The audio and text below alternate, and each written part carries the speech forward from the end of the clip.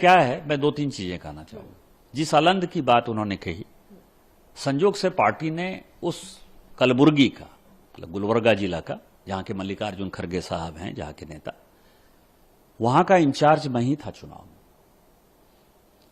और अलंद सीट जो है, कोई सीट जीते या न जीते, सभी को लगता था कि अलंद सीट हम जीतेंगे, क्योंकि वहां से कभी कांग्रेस जीती ही नहीं। यदि वोट चोरी का आरोप है तो तुमको तो इलेक्शन कमीशन को जो है धन्यवाद देना चाहिए कि उसके कारण 1952 के बाद पहली बार कांग्रेस वहां से चुनाव जीती। तो वोट चोरी आपने किया कि वोट चोरी हमने किया? हमको चुनाव हरवाया, हम चुनाव हारे, हमारे कैंडिडेट 7-8 हजार वोट से जो है गुत्तेदार साहब जो है चुनाव हारे। दूसरा सवाल यह है कि माननीय मोदी जी एक गरीब परिवार के लड़के हैं। चाय बेचते हुए उनके पिताजी जो है उन्होंने पाला पोसा, माताजी ने कहीं दूसरी जगह काम किया।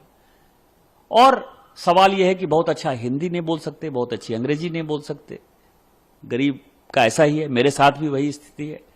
तो ये जितने इलीट क्लास हैं, हाई सोसाइटी के लोग हैं, जो परिवारवादी लोग हैं, जिनके माँ बाप ने जो है उनको, किसी को ऑक्सफोर्ड, किसी को कैम्ब्रिज, किसी को ऑस्ट्रेलिया पढ़ने के लिए भेजा, उनके दिमाग में मिट्टी का आदमी, गांव का आदमी, गरीब आदमी जुड़ता ही नहीं है। इसीलिए माननीय प्रधानमंत्री जी के प्रति उनके मन में कोई सम्मान नहीं है। 2014 से, आज की बात नहीं है, 14 से ये 25 हो गया, आज तक आपने अच्छी बातें सुना है कि बोलते हैं?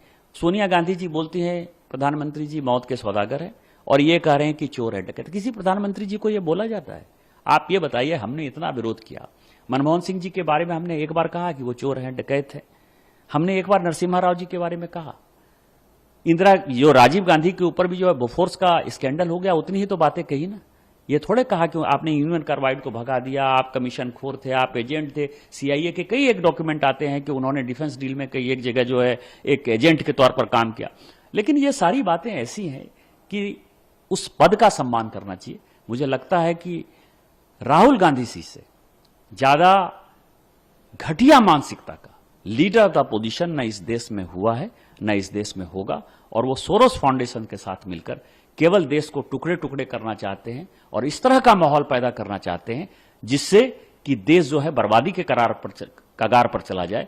और जो 1947 में नेहरू जी केवल इस देश का जो है 2 विभाजन कर पाए, 2 टुकड़े कर पाए, इस देश को और कैसे 10 टुकड़ों में विभक्त करना है, ये उनका मेन टारगेट है। क्योंकि आप ये काम जो है उनको अपने जो गुरुदेव हैं उनके सुनील कोनेगुरु, उनसे पूछना चाहिए कि किस तरह से जोड़ते हैं और घटाते हैं। वही तो इंचार्ज थे ना, उन्होंने अपने लोगों को लगा रखा था ना, उनकी एजेंसी को कितना पैसा दिया था, ये भी एक जांच का विषय है ना। ये काम उन्होंने किया और भारतीय जनता पार्टी को अलंद में हराया।